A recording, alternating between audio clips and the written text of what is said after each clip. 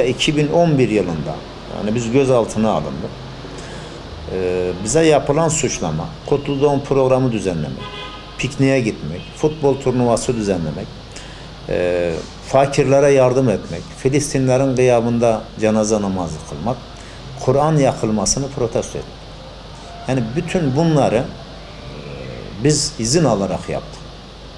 Ve bu yaptığımız faaliyetlerle ilgili olarak da en ufak bir soruşturma da geçirmiş değiliz.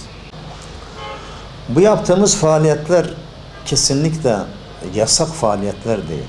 Yani az önce de belirttim, izin alarak yaptığımız faaliyetler. Ve biz işlemediğimiz bir suçun cezasını almış durumdayız. Ki savcı beraat istemesine rağmen mahkeme heyeti ceza verdi.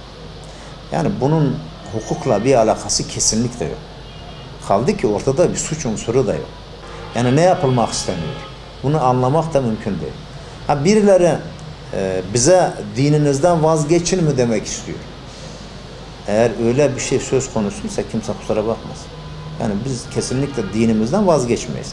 Hani Müslüman olmanın bedeli neyse biz onu ödemeye hazırız. Umut Der kurulduğundan beri ben bu derneğin üyesiyim ve şu anda bu derneğin başkanlığını yapıyorum.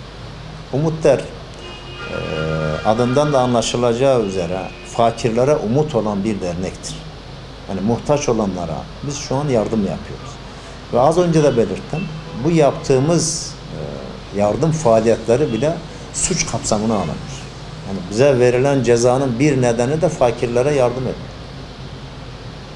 Yani aslında devletin bunu yapması lazım. Bu insanların ihtiyacını devletin gidermesi lazım ama devletin yapmadığını biz yapıyoruz. Bu halkın ihtiyaçlarını gidermeye çalışıyoruz ve bu da suç olarak kabul ediliyor. Bu yaptığımız faaliyetlerden dolayı bizim ödüllendirilmemiz lazım ama hani biz ödül de istemiyoruz. Yeter ki ceza vermesin. Eğer biz cezaevine atılırsak bu bizim yardım yaptığımız insanlar mağdur olacak. Biz herhangi bir suç işlemedik. Aldığımız ceza şu an Yargıtay'da. Eğer Yargıtay onaylarsa gidip yatacağız. Ki birçok kumpas da kurdular Müslümanlara.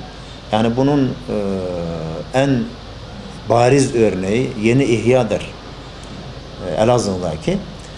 Bir gün önce gidiyorlar oraya bir CD bırakıyorlar. Ertesi günde gidiyorlar sanki CD orada bulunmuş gibi oradaki insanları götürüyorlar ve ceza verdiriyor.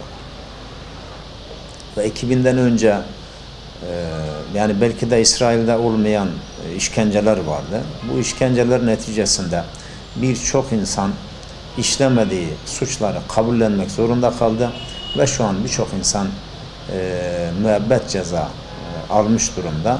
Yıllardan beri cezaevinde kalmaktadırlar ki bu büyük bir zulümdür.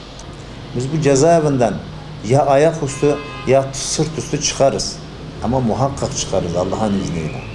Bize bu cezayı reva görenler yarın cehennemden çıkamayacaklar. Bunu çok iyi bilsinler.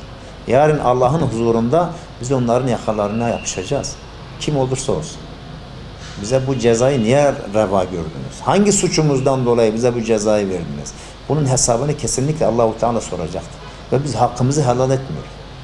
Kimin en ufak bir dahli varsa biz bunlardan hakkımızı alacağız. Bunu çok iyi bilsin.